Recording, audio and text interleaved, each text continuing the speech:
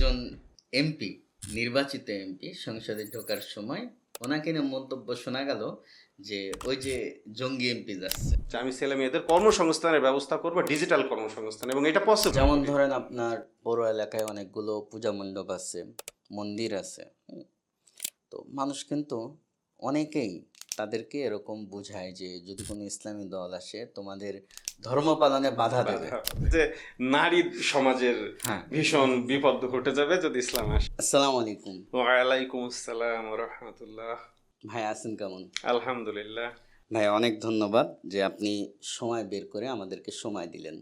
আপনি ব্যস্ত আছেন, তারপরও ভাবলাম চুয়াডাঙ্গা নিয়ে আমাদের প্রত্যেকেরই যেহেতু কিছু ভাবনা আছে, আর আপনি চুয়াডাঙ্গা পৌর মেয়র প্রার্থী, সেই হিসাবে আপনার সাথে কিছু আলাপ করি, কিছু সময় ব্যয় করি।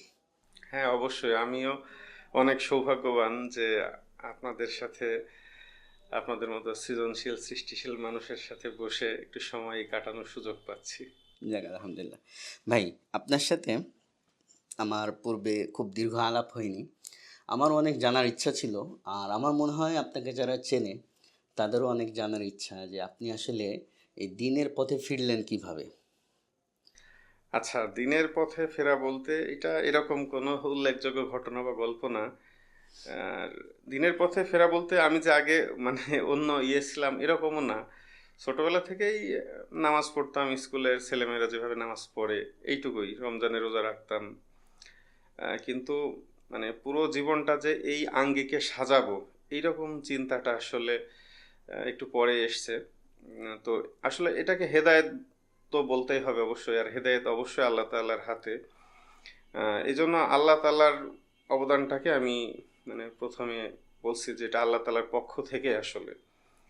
আর উসিলা হিসেবে বা এটা উসিলা হিসেবে চরমনা পীর সাহেব হুজুরের বয়ান শোনার মাধ্যমে একটু অনুপ্রাণিত হয়েছি।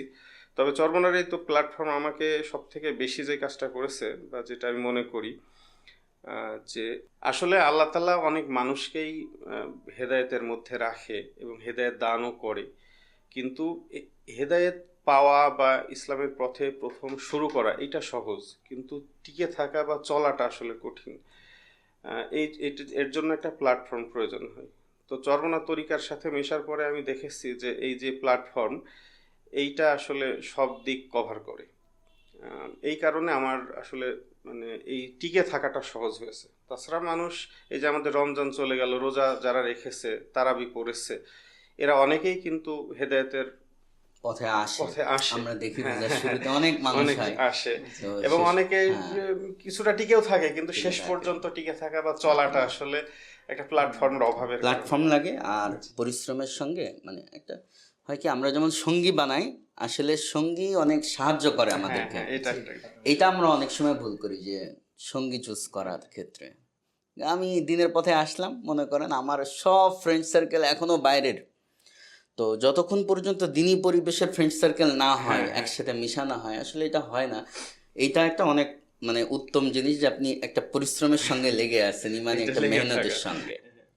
এই মানে আমাকে সাহায্য করেছে এই প্ল্যাটফর্মটা, এই যে টিকে থাকতে। এই প্ল্যাটফর্ম না থাকলে হয়তো আমি আবার টুডে টুমরো একটা হয়ে যেত এরকম। না, আসলে মনে করেন শুধু তো আমাদের দিন সবার জন্য, কিন্তু আমরা এটা একে তো বুঝি না, আর সবচেয়ে বড় কথা হয় যে লেগে থাকতে পারি না। তো আল্লাহর রহমতে বাংলাদেশে কিছু মেহনত আছে, যার মধ্যে অন্যতম চরমোনাই। আমার মনে হয় যে অনেক মানুষের দিনে দিনে ফেরার গল্প আমরা শুনতে পাবো যদি চরমোনাইয়ের এর ইয়েতে আমরা দেখতে পাই। আসলে মুসলমান তো আমরা এখন সংখ্যাগরিষ্ঠ যতই দাবি করি, আমরা কিন্তু সংখ্যাগরিষ্ঠ না ভাই। ঠিক আছে, পরিপূর্ণ ইসলাম পালন করে এমন লোকের সংখ্যা আসলে অনেক কম। হ্যাঁ, পালন করার মধ্যে আবার চিন্তায়, চেতনায়, দৃষ্টিভঙ্গি, ফিলসফি সব কিছু মিলিয়ে আসলে নিজের যে একটা জীবন তৈরি করা। হ্যাঁ, যে বাহ্যিক লেবাসের একটা ব্যাপার আছে, এটা একটা গুরুত্বপূর্ণ পয়েন্ট। হ্যাঁ, লেবাস ছাড়াও কিন্তু ইসলাম মানা যায়, চলা যায়, এটা আমরা দেখি, কিন্তু লেবাসের একটা অসাধারণ গুরুত্ব আমি দেখেছি, এটা আছে নিজের এই জন্য। মনে করেন কিছু মানুষ বলে কি যে লেবাসের আসলে দরকার নেই, এরকম আমরা কিন্তু প্রচুর শুনি ভাই। এরপরে ভাই আপনার কাছে দ্বিতীয় আরেকটা প্রশ্ন, সেটা হচ্ছে যে আপনি এক দিনই লাইনে আছেন, আমরা একটা বড় সংখ্যাগরিষ্ঠ মানুষ মনে করি কি যে দিনে ফেরা মানেই বা দিনদারিত্ব মানেই এখন মসজিদ, ইবাদত, আমার তসবিহ তাহলিল ইত্যাদি একটা বড় সংখ্যক লোক মনে করে। তা আপনি মানে রাজনীতিতে কেন আসার চিন্তা করলেন? ও আচ্ছা, আসলে রাজনীতি এবং দিন কিন্তু অনেক আলাদা আলাদা ভাবে ভাই, এই ভাবে, জন্য হ্যাঁ প্রশ্ন। হ্যাঁ, এটা ভাবে। আপনি যে লাস্ট কথাটা বললেন বলে আমার জন্য একটু উত্তর দেওয়া সহজ হবে, যে আসলে এটা ভাবে, কিন্তু অ্যাকচুয়ালি মানে দিন কি এটা নিয়ে যদি আমি একটু ভাবি, যে দিন তো আসলে একটা জীবন ব্যবস্থা, এবং এটা আল্লাহ প্রদত্ত সব থেকে সুপ্রিম জায়গা থেকে এটা ঘোষণা করা হয়েছে দিন, এবং মানুষের কল্যাণের জন্য। আর রাজনীতি বা পলিটিক্সের কাছে যদি আপনি জিজ্ঞেস করেন যে রাজনীতি কেন, তার উত্তর একটাই আসবে, মানুষের কল্যাণের জন্য। তো দিনও মানুষের কল্যাণের জন্য, সাধারণ যে প্রচলিত রাজনীতি এটাও মানুষের কল্যাণের জন্য। তো দুটোই তো আসলে কল্যাণের জন্য। তো এর মধ্যে বেস্ট কোনটা? আল্লাহ প্রদত্ত যে দিন, এবং এইটা আসলে ইসলামকে আমি মানে ইসলামী এই জীবন ব্যবস্থাটাকে আমি ব্যক্তিগতভাবে একটা রাজনৈতিক জীবন ব্যবস্থা বলেই মনে করি, যে আমল এবং আল্লাহ তাআলার সাথে মানুষের যে তাসাউফের সম্পর্ক, তাআল্লুক মা আল্লাহ, এটা তো আল্লাহর সাথে মানুষের একটা অস্তিত্বের সম্পর্ক।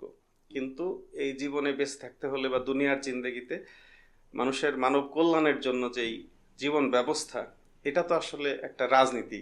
তো এই জন্য আসলে ইসলামকে এবং রাজনীতিকে আমি আলাদাভাবে দেখি না। আমার কাছে ইসলামী রাজনীতি, এই ধর্মটাই আসলে রাজনীতি। আচ্ছা, এখন আপনি যে বললেন এখানে দেখেন, আমি একটা বড় অংশ যদি বলি, আমাদের দিনদার আলেমগণ যারা আছেন এখনো পর্যন্ত রাজনীতিকে অতটা গুরুত্ব দেয় না। আপনি আলেমদের এই প্ল্যাটফর্মে বা রাজনীতি যেন তারা যুক্ত হয় রাজনীতিতে, এই বিষয়ে কি বলা যায় বা কি পরামর্শ বলেন দেখি? না, আসলে এইটা আলেমরা যে জানে না বা বোঝে না তা না, তারা জানে বা বোঝে, কিন্তু বাস্তবতার সাথে আসলে আমাদের সিস্টেম দাঁড়িয়ে গেলে সেখানে অনেক সময় বুঝেও কিছু করার থাকে না। হয়তো ইচ্ছা আছে, কিন্তু সামাজিকভাবে আলেমদেরকে, যেটা আমি মনে করি, আমার ভুলও হতে পারে, আসলে খুব সুপরিকল্পিতভাবেই দীর্ঘ সময় নিয়ে কোণ ঠাসা করে ফেলা হয়েছে মেইন স্ট্রিম থেকে। আপনি দেখবেন যে আপনি কাউকে জিজ্ঞেস করবেন যে এলাকার সবচেয়ে সম্মানিত মানুষকে, বলবে আমাদের মসজিদের ইমাম সাহেব। অথচ যদি তার পরিবারে কোনো সমস্যা হয়, সে কিন্তু বিচারের জন্য বা একটা মধ্যস্থতাকারী হিসেবে কিন্তু ওই ইমাম ইমাম সাহেবকে বা সাহেবকে আলেম সাহেবকে ডাকবেন। ডাকবে না। তার মানে কি, সে মেইন স্ট্রিম থেকে সরিয়ে একটা কোণ ঠাসা করে রেখেছে। এবং এই জায়গাটাও আমার মনে হয় আলেমরা নিজেরা উপলব্ধি করে, এবং বারবার সেখান থেকে বেরিয়ে আসার জন্য অনেক পদক্ষেপ নেওয়া হয়েছে, কিন্তু বৃহৎ পরিসরে রাজনৈতিকভাবে আসলে সুচিন্তিতভাবেই তাদেরকে এই অবস্থার মধ্যে রাখা হয়েছে। তবে আমার মনে হয় এর উত্তরণ খুব শীঘ্রই আস্তে আস্তে ঘটে যাবে, কারণ মানুষের মধ্যে সচেতনতা বৃদ্ধি পাচ্ছে, যুগের একটা পরিবর্তন আসে। হ্যাঁ, তো আমার মনে হয় আলেমরা এখন আগের তুলনায় অনেক বেশি সচেতন এবং দিনের সাথে সংযুক্ত, এবং রাজনীতির সাথেও তারা যুক্ত আছে। হ্যাঁ, আমি ইদানিং দেখছি বিশেষ করে যারা তরুণ আলেম এরা অনেক রাজনীতির সাথে যুক্ত হচ্ছে।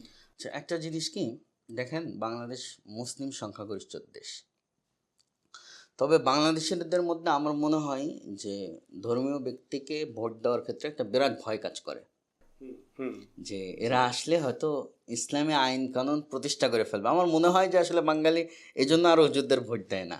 হুম এখন দেখেন যে আমি যদি ধরি ইসলাম মুসলিম বাদেও আমাদের এই এরিয়াতে অনেক আছে, অমুসলিম আছে, তাদের জন্য আসলে ইসলামী আন্দোলনের মানে প্রতিশ্রুতি কি হবে, প্রতিজ্ঞা কি হবে? যারা ওই যে নন মুসলিম। নন মুসলিম। আচ্ছা, হ্যাঁ, ইসলাম তো আসলে সবার জন্য এসেছে, শুধুমাত্র মুসলমানের জন্য বা যারা ইসলাম পালন করবে আল্লাহ তাআলা তো শুধু তাদের জন্য দেয়নি। পরিপূর্ণ ইসলাম তো সবার অধিকার নিশ্চিত করে, এবং এর বেনিফিশিয়ারি সমাজের মানুষ থেকে পশু পাখি প্রকৃতি পর্যন্ত। হ্যাঁ, তো এই জন্য এর সুফল তো সবাই অবশ্যই পাবে, এবং এটা তো প্রমাণিত। ইসলাম তো আল্লাহ তাআলা আল্লাহ রসুলের মাধ্যমে তো এটা প্রমাণ করে দেখিয়েছেন এই স্বাদ কি। অতএব আমরা যদি পরিপূর্ণভাবে ইসলাম বাস্তবায়ন করতে পারি সমাজে, তাহলে অবশ্যই এর সুফল এ টু জেড সমাজের সকল সেক্টরের মানুষ পাবে। এবং অবশ্যই এখন তো মানুষ মুগ্ধ হয় আমাদের কথায় বা ওলামা ইকরামের কথায়, তখন আসলে কথায় মুগ্ধ হবে না, কাজে মুগ্ধ হবে। ইসলামের সৌন্দর্য দেখে স্বাদ গ্রহণ করার পরে মুগ্ধ হবে, এবং ইসলামের প্রচারটা ওই সময় আরো বেশি হবে বলে আমি মনে যেমন করি। ধরেন আপনার পৌর এলাকায় অনেকগুলো পূজা মণ্ডপ আছে, মন্দির আছে, তো মানুষ কিন্তু অনেকেই তাদেরকে এরকম বোঝায় যে যদি কোনো ইসলামী দল আসে তোমাদের ধর্ম পালনে বাধা দেবে। বাধা হবে। তো এই সেই ক্ষেত্রে আপনার হ্যাঁ, কি? এই ভয়টা, এই দুইটা ভয় আসলে আমি আমার এই অল্প সময়ের মধ্যে হ্যাঁ। অ্যানালাইসিস করে দেখেছি যে দুইটা ভয় খুব দেখানো হয়, জুজুর ভয়। একটা হচ্ছে যে নারী সমাজের হ্যাঁ। ভীষণ বিপদ ঘটে যাবে যদি ইসলাম আসে, অথচ তারা জানে না যে এই নারী সমাজ সবচেয়ে সুরক্ষিত থাকবে, তাদের জন্য ইসলামে অনেক অনুষঙ্গ থাকবে। আর দ্বিতীয়ত যেটা সেটা হলো যে নন মুসলিম যারা, তাদের ধর্ম পালনে বাধা হবে, অথচ আল্লাহ তাআলা প্রত্যেককে পৃথকভাবে তার ধর্ম পালনের অধিকার নিশ্চিত করেছেন। সেক্ষেত্রে একজন শাসক হিসেবে, সাধারণ মানুষ হিসেবে একজন নন মুসলিমের প্রতি আমার ভূমিকা একরকম, কিন্তু একজন শাসক হিসেবে, নীতি নির্ধারক হিসেবে অবশ্যই ভূমিকা ভিন্ন থাকবে। এবং সমাজের মানুষ হিসেবে তার স্বাধীনতা রক্ষা করা, তার কর্ম সম্পাদনে নিরাপত্তা দান করা, এইটা তো আমার অধিকারের মধ্যে পড়বে, মানে রক্ষা করা আমার তো দায়িত্বের মধ্যে পড়বে, আমার কর্তব্যের মধ্যে পড়বে। তার অধিকারকে বুঝিয়ে দাও আমার কর্তব্যের মধ্যে পড়বে। ভাই আরেকটা প্রশ্ন কি, যে দেখেন আপনি নির্বাচনে দাঁড়াইছেন, এখন আপনার অনেক কর্মী, দলীয় কর্মী যারা এখন প্রচার প্রচারণায় হেল্প করছে বা নানানভাবে আপনাকে সহযোগিতা করছে। তো এমন দেখা যায় কি নির্বাচিত হওয়ার পরে এই কর্মীরা নানান রকম অনৈতিক সাহায্য চায় বা একটা বেনিফিট চায় যে নির্বাচিত নেতার কাছে। তো এইটাকে আপনি কিভাবে ট্যাকেল দেবেন যদি আপনার কোনো কর্মী, সহযোগী এরকম কোনো অনৈতিক চাহিদা আপনার কাছে জ্ঞাপন করে? আলহামদুলিল্লাহ, হ্যাঁ, আপনি যে প্রশ্নটা বলেছেন, আপনি যে প্রশ্নটা করেছেন এটা আসলে বাস্তবতার নিরিখে সত্য। আমাদের সমাজের রাজনৈতিক অবস্থার মধ্যে এইটা বিরাজমান। কিন্তু ইসলামী আন্দোলনের ব্যাপারটা একটু ভিন্ন। কেননা এখানে যারা কর্মী হিসেবে কাজ করে, এরা মূলত এটা জেনে বুঝেই কাজ করে যে আমি এখান থেকে কোনো সুবিধা নেব না, বা আমাকে এই নেতা কোনো সুবিধা এক্সট্রা পার্সোনালি কোনো সুবিধা আমাকে দেবে না, আমি পাবো না, সেটা জেনে বুঝেই কিন্তু সে কাজ করে। এবং আরও ইন্টারেস্টিং ব্যাপার এইটা যে আমাদের যারা কর্মী, এদের একটা বড় অংশ বিভিন্ন রাজনৈতিক দলের সাথে কোনো না কোনো এক সময় যুক্ত ছিল, এবং তাদের একটা পরিবর্তন হয়েছে, জেনে বুঝেই কিন্তু সে এখানে এসছে। সে কিন্তু অন্য রাজনৈতিক দলের কর্মী হিসেবে যখন ছিল তখন কিন্তু সে জানতো যে সেখান থেকে সে কিছু সুবিধা পাবে, কিন্তু সেগুলো থেকে, মানে সে এই চিন্তা থেকে এখানে এসছে যে আমি কিছু পাবো না, নিজের পরিবর্তনটাই তো ঘটেছে এই জায়গাটা থেকে। পাওয়াটাকে অনৈতিকভাবে, অনৈতিক জেনেই তো সে তার নিজেকে পরিবর্তন ঘটিয়েছে। মানে তো হয় কি জনগণের জন্য বরাদ্দ যে সুবিধা তার একটা বড় অংশ চলে যায় যে নেতাদের যারা নির্বাচিত হতে সাহায্য করছে তাদের পিছনে ব্যয় হয়ে যায়। এটা একটা জনগণের একটা বড় অংশ বঞ্চিত হয় এই কারণে। তো আরেকটা কথা আপনাকে জিজ্ঞাসা করি, সেটা হচ্ছে একটু খোলামেলা, যে দেখেন একটা ভয়ের ব্যাপার বলি। সম্প্রতি একজন এমপি, নির্বাচিত এমপি সংসদে ঢোকার সময় ওনাকে নিয়ে মন্তব্য শোনা গেল যে ওই যে জঙ্গি এমপি যাচ্ছে। এখন দেখেন সেই এমপির যে পোশাক, আপনারও সেম পোশাক, আমারও সেম পোশাক, পোশাকের কারণে বুলিং হওয়া বা কাউকে ট্যাগিং দেওয়া, পোশাকের কারণে কাউকে জঙ্গি বলা যায়, এই যে বাংলাদেশের একটা রাজনীতি তৈরি হয়ে গেছে, আর সেই পোশাক নিয়ে আপনি রাজনীতিতে আসছেন, এটা ভয় লাগে কিনা, বা এই ট্যাগিংয়ের বিরুদ্ধে আপনার রাজনীতি কি হবে? খুবই মানে দুঃখ প্রকাশ করছি যে আমাদের একজন মাননীয় সাংসদ, যিনি অত্যন্ত শ্রদ্ধাভাজন একজন আলেম এবং ভদ্রলোক, তাকে যখন জঙ্গি বলা হচ্ছে, কি তার জঙ্গি কর্মকাণ্ডের কারণে না শুধু পোশাকের কারণে? পোশাকের কারণে। হ্যাঁ হ্যাঁ, সেটাই, মানে তাকে যে জঙ্গি শব্দটা ব্যবহার করলো, যিনি করেছে, একজন কেউ না তাকে তো করেছে, তো সে তো নিশ্চয়ই তার জঙ্গি কার্যক্রম দেখে করেনি, কারণ সে তো ধরনের কোনো কার্যক্রম পরিচালনা করেনি, শুধু পোশাকের কারণে। হ্যাঁ, শুধু পোশাকের কারণে। এবং আমি ব্যক্তিগতভাবে আরো এটার সাথে রিলেট করতে পারছি নিজেকে, কি জন্য, যে এইরকম সেম ঘটনা অনেক আগে একবার আমার সাথেও ঘটেছিল।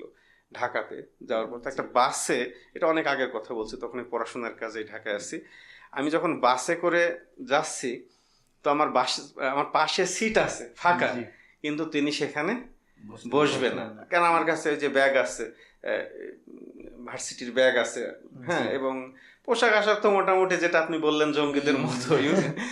এক আছে তো তিনি আমার পাশে বসতে রাজি না, আসলে তিনিও নিশ্চয় ভয় পেয়েছেন। আসলে এই যে জঙ্গি বলা বা জঙ্গি হিসেবে ডিটেক্ট করা এই ধরনের পোশাককে, এটা তো ইচ্ছাকৃতভাবে তৈরি করা হয়েছে। এটা তো এই পোশাকের প্রতি একটা অশ্রদ্ধা দেখানোর জন্য, এটা তো শ্রদ্ধার পোশাক হওয়ার কথা ছিল, সর্বশ্রদ্ধার পোশাক, কারণ এর চাইতে উত্তম উৎকৃষ্ট পোশাক আর নেই। আল্লাহ রসুলের সুন্নত এইটা, তাই না? তো সেক্ষেত্রে এই সুন্নাতকে অবহেলা করার জন্য, অবজ্ঞা করার জন্য, সুন্নাতকে মানুষের মধ্যে ভয় পাইয়ে দেওয়ার জন্যই তো সুপরিকল্পিতভাবে এই এজেন্ডা বাস্তবায়ন করা হয়েছে সমাজে। এখন এইটার বিরুদ্ধে যদি আমরা কথা বলি তাইলে তো হয়তো কিছুটা এ থেকে উপশম পাওয়া সম্ভব। এটা আর আপনি যেটা বললেন যে আমার ব্যক্তিগতভাবে এইটার ভয় টয় লাগে কিনা বা এই পোশাকটা, হ্যাঁ এটা কষ্ট লাগে যদি কেউ আমাকে জঙ্গি মনে করে, কষ্টটার জায়গাটা আসলে বেশি এখানে। এই একটা নেগেটিভ তৈরি করা হয়েছে আসলে, হ্যাঁ একটা ভয় পাইয়ে দেওয়া হয়েছে আমাদেরকে যে তোমরা কথা বলবা, তোমাদেরকে সহজে অ্যাড্রেস করা যায় তুমি জঙ্গি, তোমাকে ট্যাগ দেওয়া যায়, এবং এই ট্যাগের পরে তোমার আসলে কিছু বলার নেই, প্রতিবাদ করার কিছু নেই। প্রতিবাদ করা মানে তুমি ওইটা মেনে নিয়ে আসলে সেইটার একটা এই জবাব দিচ্ছ, এরকম মতো। আচ্ছা, চুয়াডাঙ্গা পৌরসভা নিয়ে আপনার স্বপ্নটা কি? আগামী 5 বছরে আপনি এই শহরটাকে কোথায় দেখতে চান?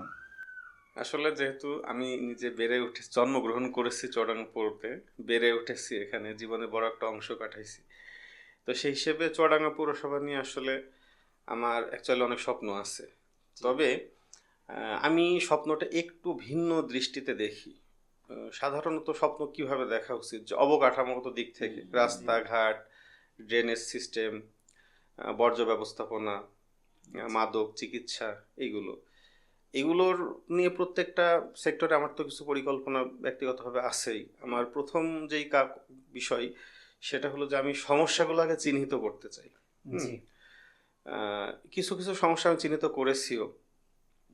আর দ্বিতীয় আরেকটা যে বিষয় যেটা আমি ব্যক্তিগতভাবে স্বপ্নটা দেখি আমার শহর হিসেবে, সেটা হলো যে এই যে এত অবকাঠামোগত উন্নয়নের কথা বলছি বা সমস্যা চিহ্নিত কথা বলছি, এগুলো আসলে কাদের জন্য? মানুষের জন্যই তো। আমার মূল ফোকাস পয়েন্টটা আসলে মানুষের প্রতি, যে মানুষের মনস্তাত্ত্বিক পরিবর্তন ঘটানোর জন্য উদ্যোগ নেওয়া, বিশেষ করে স্কুল গোয়িং চিলড্রেন যারা আছে এদের নিয়ে আসলে দেখবেন যে আমাদের রাজনৈতিক দলগুলো বলেন বা আমাদের সমাজ ব্যবস্থার মধ্যে এদের নিয়ে কোনো পরিকল্পনা নেই। এই যে যারা টিনেজার অথবা যারা স্কুলে কলেজে পড়াশোনা করছে তাদেরকে নিয়ে যদি উদাহরণ হিসেবে বলতে বলেন তাহলে আমি বলি, যেমন একটা মানুষকে তৈরি করতে গেলে, তার মানসিকতার পরিবর্তন করতে গেলে বিভিন্ন মানে কো কারিকুলাম অ্যাক্টিভিটিসের প্রয়োজন হয়। এইগুলো খুবই অভাব চুয়াডাঙ্গা শহরের মধ্যে। যেমন আপনি দেখবেন যে বিতর্ক প্রতিযোগিতা, এটা একটা মারাত্মকভাবে একটা নিজেকে তৈরি করার সুযোগ। এটা আসলে এটা আমি ছোটবেলা থেকে ফিল করি। কেন? কারণ আমি নিজে একটা কিছুটা বিতর্ক করার সুযোগ পেয়েছিলাম, এবং শিক্ষকতা করার কারণে শিক্ষার্থীদের মধ্যে কিছুটা আমি আমার জায়গা থেকে খুব সংক্ষিপ্ত পরিসরে করে দেখেছি। আর আপনি দেখেন কোনো ল্যাঙ্গুয়েজ ক্লাব চুয়াডাঙ্গাতে নেই, হ্যাঁ, যে একটা বিদেশি ভাষা শিখবে, সেটা অ্যারাবিক ল্যাঙ্গুয়েজ হতে পারে, ইংলিশ ল্যাঙ্গুয়েজ হতে পারে, এ ধরনের কোনো ল্যাঙ্গুয়েজ ক্লাব চর্চা এগুলো নেই। তো এগুলো নিয়ে আসলে আমার কিছু পরিকল্পনা আছে, এই শিক্ষার্থী বান্ধব বা এই যুব বান্ধব পরিকল্পনা। যে কোনো আমার মনে হয় এক্সট্রা অ্যাক্টিভিটিস যেগুলো, যে সে খেলুক, যদি খেলেও তো তার চিন্তাধারা অনেক কিছু থেকে ফেরত থাকবে, বিশেষ করে মাদক থেকে ফিরে আসবে। সে এক্সাইটেড থাকবে, আমি খেলতে যাব, আমার খেলা আছে, করতে হবে। কেউ যদি সে ল্যাঙ্গুয়েজ শেখার ক্ষেত্রে আগ্রহী হয়, তো আমরা আসলে সত্যি মানে এগুলো নিয়ে এভাবে করে আসলে ভেবেও দেখা হয়নি, ভাবিও নি। মানে আসলে শহরের অবকাঠামোর চেয়েও তো মানুষের উন্নতি হওয়াটা বেশি দরকার। সেটাই আসলে মানুষের মস্তিষ্ক কিভাবে কাজ করে, মানুষের মস্তিষ্ক কখনোই সে ফ্রি থাকে না, সে কোনো না কোনো একটা কিছু নিয়ে বিজি থাকতে চায়। হ্যাঁ, এবং স্বাভাবিক, সে মানুষ মজা চাই এবং মজা পায়ও। এবং আমরা জানি যে একটা কেমিক্যাল ডোপামিন বলে, মানে সে যত মোবাইল স্ক্রল করছে সে ডোপামিন নিঃসৃত হচ্ছে, সে সেটাই। কিন্তু এই মজাটাকে যদি ডাইভার্ট করে খেলার দিকে দেওয়া যায়, অথবা সে একটা ল্যাঙ্গুয়েজের মধ্যে দেওয়া যায়, বিতর্কের মধ্যে, বই পড়ার মধ্যে। আপনাকে একটা উদাহরণ বলি, এখন তো মোবাইল এসছে এবং ছেলেমেয়েরা মোবাইল খুব চালায়, কিন্তু আমাদের সময় আমরা যখন স্কুলে পড়াশোনা করেছি তখন তো এই অ্যান্ড্রয়েড ফোনের কোনো মানে চিন্তাও মানুষ করতে পারেনি, মানুষের মধ্যে এইগুলা নেই। ফেসবুকে তো এসছে 2005 সালে, আমি 5 সালের আগের কথা বলছি, স্কুলে যখন পড়ি তখন এই আবুল হোসেন শহীদ স্মৃতি গ্রন্থাগার ছিল এবং আমরা জি। দল বেঁধে, মানে এটা দেখার মতো বিষয়। এখন ছেলে মেয়েদের এটা বললে তার আশ্চর্য হবে, যেটা হয় নাকি দল বেঁধে কোনো বন্ধুর সাথে আমার কখন দেখা হচ্ছে, ওই বিকালে লাইব্রেরির মধ্যে, হয় আমি বই আনতে গিয়েছি অথবা সে বই নিয়ে বেরোচ্ছে। এই যে একটা বই পড়া কালচার, এটা কিন্তু ওইভাবে আর এখন দেখা যায় না। দেখা এখন যায় আমরা না। ওইটা ব্যস্ত ছিলাম কেন, কারণ মোবাইল নিয়ে ব্যস্ত থাকার মতো সুযোগ আমার ছিল না তাই। কিন্তু এখন যাদের তো এই যে কিন্তু এখন এই মোবাইলের তো ক্ষতিকর। আচ্ছা দেখো এটা নিয়ে আমরা আসলে মোবাইল এটা অনেক গুরুত্বপূর্ণ। এটা আসলে যাবে আমরা না। ব্রেনকে ট্রেন্ড করছি কিন্তু ওই ডোপামিনকে রিলিজ করার জন্য মোবাইল দিয়ে ট্রেন্ড হ্যাঁ করছি। হ্যাঁ, আসলে এই ট্রেন্ডটা দরকার ছিল তো হুম। আসলে বিভিন্ন বিভিন্ন অ্যাক্টিভিটিস অ্যাক্টিভিটিস এর মাধ্যমে। আর তার পুরস্কার স্বরূপ হ্যাঁ হ্যাঁ, সে dopamine ডোপামিন release আসবে এবং সে হওয়া মজা দরকার। হবে, কাজটা সে করবে, আরো বেশি করবে। হুম। আর যত প্রতিযোগিতা আসবে একজনের সাথে আরেকজন, যেমন বই পড়ার প্রতিযোগিতা বলেন, কি তাই না, তারপরে হচ্ছে যে কবিতা আবৃত্তি প্রতিযোগিতা, লেখার প্রতিযোগিতা, এগুলো যত এখন হয় কিছু ন্যাশনাল পর্যায়ে অথবা সরকারের পক্ষ থেকে ডিসি সাহেবের কাছে বলে, আমি ডিসি সাহেব গোটা কয়েক হাতে গোনা বাছাই করে একটা দুইটা ছেলে মেয়েকে নিয়ে নাম মাত্র কোনো রকম অফিসিয়ালি কাজটা করে দেয়, যেহেতু আমি এই সিস্টেমটার সাথে কিছুটা আছি। কিন্তু আমি এইভাবে না, আমি চাচ্ছি গণভাবে, আসলে জি, জি। systemটা সবাই পরিবর্তন গণভাবে করতে এর হবে। সাথে হ্যাঁ। যুক্ত থাকুক, সব একদম ছেলে মেয়ে নিজেকে। তৃণমূল পর্যায়ে হ্যাঁ, পাড়ায় হ্যাঁ, পাড়ায় মহল্লায় মহল্লায় এরকম হওয়া দরকার। যেমন ধরেন একটা হয়তো গভর্নমেন্ট থেকে বলেছে জেলা প্রশাসককে যে রচনা প্রতিযোগিতা করতে হবে এই বিজয় দিবসের উপরে, তখন জেলা প্রশাসক কি করছে, স্কুলকে বলছে যে আপনি টপ লেভেলের বাছাই করা 5 জন শিক্ষার্থী ম্যানেজ করেন। ম্যানেজ করেন। হ্যাঁ, কিন্তু আমি এইটা চাচ্ছি না, আমি চাচ্ছি আমভাবে সারা বছরের চর্চাটা সবার মধ্যে থাকুক।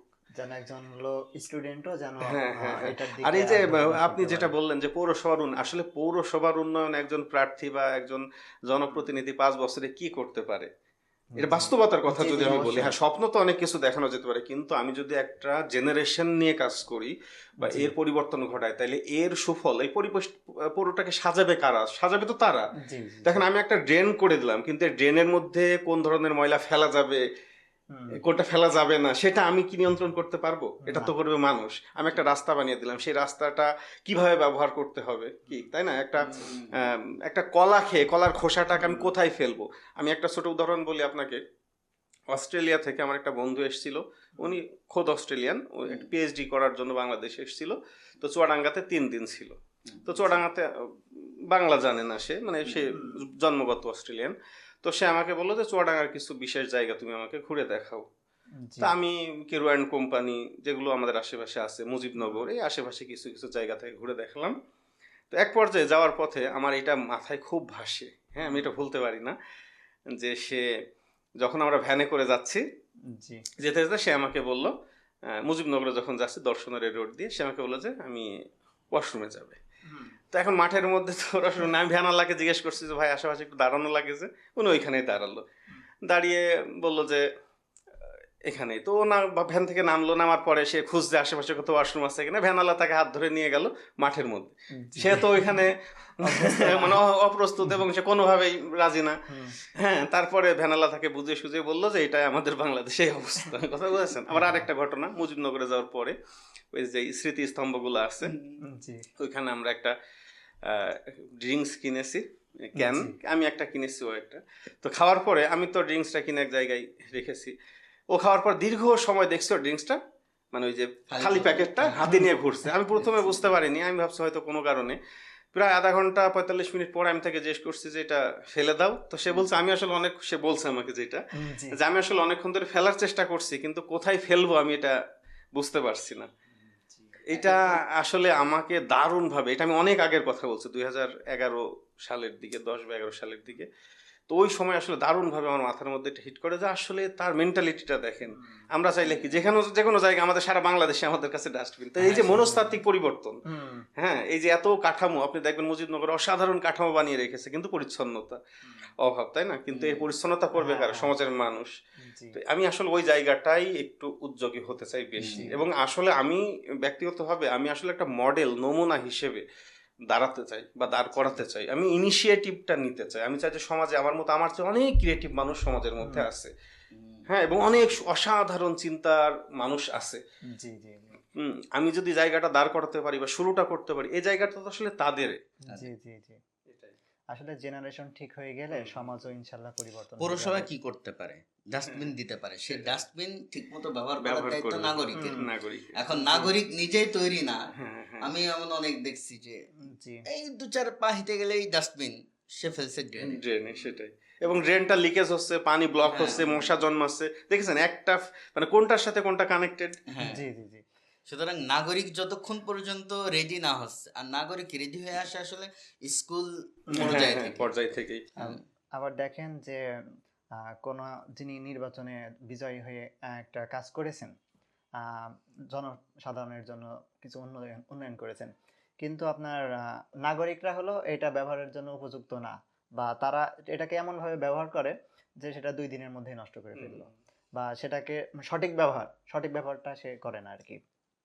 তারপরে আবার দেখা যায় যে এমন হয় যে নিজের পকেট ভারী করার জন্য আহ, যেগুলো মানে হাইলি যেগুলো কাজ করা হয় আর কি, সেই জিনিসগুলো দেখবেন যে গতকালকে লাগিয়েছে, হ্যাঁ, শেষ 2 দিন পর্যন্ত। পরেও নাই। হ্যাঁ, হ্যাঁ। বিশেষ এটা করে আপনি আমাদের চিকিৎসা ব্যবস্থার মধ্যে গেলে দেখতে পাবেন হ্যাঁ, অসংখ্য যন্ত্রপাতি চালু নেই, হ্যাঁ, অচল হয়ে পড়ে আছে। হ্যাঁ, হ্যাঁ, এখানে একটা সিন্ডিকেট আছে, আমি আপনার কথাটাকে থামিয়েই বলি হুম। যে আসলে এখানে অনেকগুলো বিষয় কাজ করে। একটা হচ্ছে যে প্রথমে যে অবকাঠামো যখন ধরো যে ডাস্টবিনের কথাও যদি আমি বলি, সে ডাস্টবিনটা বসানোর সময় যেই পরিমাণ রড দেওয়ার কথা, যেই পরিমাণ সিমেন্ট বালু দেওয়ার কথা, ওই পরিমাণ দেওয়া হয় না, কম দেওয়া হয়। আচ্ছা, এতে কি হয়, সেটা খুব অল্প সময়ের মধ্যে ভেঙে যায়। আচ্ছা, এটা হলো নাম্বার 1 পয়েন্ট। নাম্বার 2 পয়েন্ট হলো ওর মধ্যে তো মানুষ আবর্জনা ফেলছে, আমরা তো যত্রতত্র ব্যবহার করছি, এটা তো আমরা একটা ভুল করছি সমাজের মানুষ হিসেবে, যেগুলো ফেলার না সেগুলোও ফেলছি। আচ্ছা, এরপরে যে সমস্যাটা হয়, সেই ডাস্টবিনটা যেই সময়ের মধ্যে কর্তৃপক্ষের পরিষ্কার করার কথা ছিল, সে সময়ের মধ্যে সে পরিষ্কার করে না। করছে না। এবং আপনি এই চেনগুলো যদি খেয়াল করেন, আমি লাস্ট এই যে আমাদের যিনি কামাল সাহেব ডিসি সাহেব চলে গেল, আমি একটা মিটিংয়ে ছিলাম, সেখানে এই বিষয়টা উঠে এসছে যে কর্মী তো ঠিকই আছে পৌরসভা, জি জি জি তাহলে সেই কর্মী কেন ডাস্টবিনের ওই ময়লাটা যথাসময়ের মধ্যে তুলতে পারলো না? গাড়ি আছে, কর্মী আছে, নিয়মিত সে বেতন নিচ্ছে, সে যাচ্ছে সকাল 8টা 4টে অফিস করছে, কাজ করছে, তাহলে সে কেন কাজটা করতে পারছে না? তখন আলোচনার মধ্যে উঠে আসলো, ডিসি সাহেবের বরাত দিয়ে বলছি, তিনি নিজের মুখে আমাদের জানালেন যে সদর হাসপাতাল ক্লিন করার জন্য কিছু ক্লিনার নিযুক্ত করা আছে, কিছু ফান্ড আসে, কিন্তু সদর হাসপাতাল করে কি যে ওই ফান্ডগুলো বিল ঠিকই উত্তোলন করে, কিন্তু কোনো পরিচ্ছন্নতা কর্মী রাখে না। সেই জি। কাজগুলো সে পৌরসভার যে ক্লিনার আছে তাদেরকে দিয়ে করিয়ে দেয়। তাহলে পৌরসভার যে মানে যেই কাজটা আসলে 2টা ক্লিনার মিলে করার কথা ছিল, সেই কাজটা তখন একজন ক্লিনারকে করতে হচ্ছে। তো সেই হিসেবে কাজটা তো ওইভাবে গুছিয়ে আসছে না। এটা একটা বড় প্রবলেম। তো সেই হিসেবে আসলে রন্ধ্রে রন্ধ্রে আমাদের কিছু প্রবলেম আছে, এই প্রবলেমগুলো থেকে বেরিয়ে আসা, এগুলো নিয়ে কথা বলা, এই ভয়েসগুলো রেইজ করা, এটা একটা গুরুত্বপূর্ণ বিষয়। চিকিৎসা ব্যবস্থা নিয়ে যদি কিছু বলি, বর্তমান সময়ে কিন্তু হামের একটা প্রকোপ চলছে। তো স্থানীয় এক সাংবাদিকের ফেসবুক পেজ থেকে এটা দেখলাম যে চুয়াডাঙ্গাতেও 2জন হামের রোগী শনাক্ত হয়েছে, কিন্তু সেই হামের পরিশোধক হিসাবে এখনো কোনো রকম করা হয়নি। হ্যাঁ, চিকিৎসার ক্ষেত্রে যেটা আপনি বলছেন, যে ধরনের ডেঙ্গু, হাম, মানে যেগুলো ভাইরাস জনিত রোগ, বিশেষ করে বা আবহাওয়া পরিবর্তনের সাথে যে ভাইরাসগুলো বেশি অ্যাক্টিভ হয়, এগুলোর জন্য আসলে মূলত আমাদের সচেতনতাটাই বেশি জরুরি। জি আর পৌরসভার পক্ষ থেকে বা এই ধরনের প্রতিষ্ঠানের পক্ষ থেকে খুব একটা তেমন কিছু করার থাকে না। যেটা করা যেতে পারে সেটা হচ্ছে যে টিকা, প্রতিষেধক, এইগুলো যথাসময়ে এগুলোর দিকে নজরদারি করা, এবং এগুলো ঠিকমতো সমাজে মানে করা হচ্ছে কিনা, ইমপ্লিমেন্ট করা হচ্ছে কিনা, এগুলোর দিকে খেয়াল রাখা। কিন্তু এইটা আসলে এই অবহেলাটা অবশ্যই আছে। আর চিকিৎসার কথা যেহেতু বললেন, আমি আরেকটা দুর্ভোগের কথা বলি। এইটা পুরো একজন প্রতিনিধি হিসেবে খুব সহজেই কাজটা করা যায়। যদি আমি যেহেতু নিজে হসপিটাল রোডে থাকি, আপনারা যদি কখনো হসপিটাল রোডে যান বা কিছু সময় কাটান, দেখবেন যেখানে প্রতিটা ম্যাক্সিমাম ডাক্তারের চেম্বারেই অসংখ্য রোগী, যেটা আমাকে খুবই পীড়া দিয়েছে। এবং আমি এর ভুক্তভোগী কেন বেশি, কারণ চুয়াডাঙ্গার বিভিন্ন রোগী আমাকে কল দিয়ে শহরে আসে, যেহেতু সে জানে যে সে হসপিটাল রোডে থাকে, হয়তো আমাকে একটু সুযোগ মানে কোনো একটা সুবিধা দিতে পারবে, এই জন্য কল দিয়ে আসে এবং আমাকে যেতে হয় সেখানে। এবং আমি এই দুর্ভোগটা দেখেছি। যে আমি একটা উদাহরণ দিয়ে যদি কথাটা বলি, ধরেন একজন ডাক্তার সাহেব জীবননগর থেকে একটা রুগী আসলো, জীবননগর থেকে একদম শেষ প্রান্ত অথবা আলমডাঙ্গা থেকে আসার পর, সেই রুগীটা একটা রুমের মধ্যে 50 জন 100 জন যতজন ওই যে রুগী আছে আর কি, তাদের সাথে সিরিয়ালে তাকে দাঁড় করিয়ে রাখা হচ্ছে বা বসিয়ে রাখা হচ্ছে। কতক্ষণ পর্যন্ত? 1 ঘন্টা, 2 ঘন্টা, 3 ঘন্টা, 4 ঘন্টা। এমনও হয়েছে যে আমার আসমানখালী থেকে একটা রুগী এসছে বেলা 3টার সময়, এবং সেই রুগীটা দেখছে কয়টার সময়? রাত 8টার সময়। এবং খুব ইমার্জেন্সি রুগী এবং ডেলিভারি কেস, তার ব্লাড মানে হচ্ছে, ব্লাড বের হচ্ছে, এইরকম একটা রুগী, তারও সে 8টা থেকে এই জি। বেলা 3টায় এসছে রাত 8টা পর্যন্ত। জি, আচ্ছা, জি। এখন বলতে পারেন যে সে সিরিয়ালে পড়েছে, তার তো এরকম সিরিয়ালটা মেনটেন করতে হবে, ডাক্তারই বা কি করবে না। আমি বলতে চাচ্ছি যে এটা একটা ম্যানেজমেন্ট সিস্টেম করা উচিত। অর্থাৎ কোনো রোগী যখন আমি এই যে সিরিয়ালটা নিচ্ছি, আমি সিরিয়ালের একটা সিস্টেম থাকা যেতে পারে যে আমাকে অবশ্যই রোগীটা কে এবং কোন জায়গা থেকে আসছে, প্রায়োরিটির এবং তার ইমার্জেন্সি কতটুকু ইমার্জেন্সি সে, জি, এটা একটা প্রায়োরিটি লিস্ট করা যেতে পারে। এবং জি। জীবননগর থেকে যে আসছে তার তো আবার রুগীটা দেখিয়ে আবার ফিরে যেতে হবে, এই বিষয়গুলো ওইখানে ম্যানেজমেন্টের মধ্যে থাকতে হবে। আপনি দেখবেন যে এ ধরনের কোনো সিস্টেমটা আসলে নেই। এবং ডাক্তার রোগীর সাথে কতক্ষণ কথা বলছে, ডাক্তার রোগীর সাথে কথা বলছে হয়তো 5 থেকে 7 মিনিট, কিন্তু এই 5-7 মিনিট মাত্র কথা বলার জন্য তার 3 ঘন্টা 4 ঘন্টা ওইখানে অপেক্ষা করতে হচ্ছে। কিন্তু ওই রুগী যদি জানে যে আমার সিরিয়াল অ্যারাউন্ড আধা ঘন্টার মধ্যে, অর্থাৎ 5টা থেকে 5:30টার মধ্যে আমার সাথে ডাক্তার কথা বলবে, তাইলে সে কিন্তু তার একটা ব্যবস্থা ওইভাবেই বাসা থেকে রওনা দিতে পারে সেভাবে, অথবা চুয়াডাঙ্গাতে আসলেও সে একটা প্লেসে বসতে পারে যে আমাকে 5টা থেকে 5:30টার মধ্যেই দেখবে।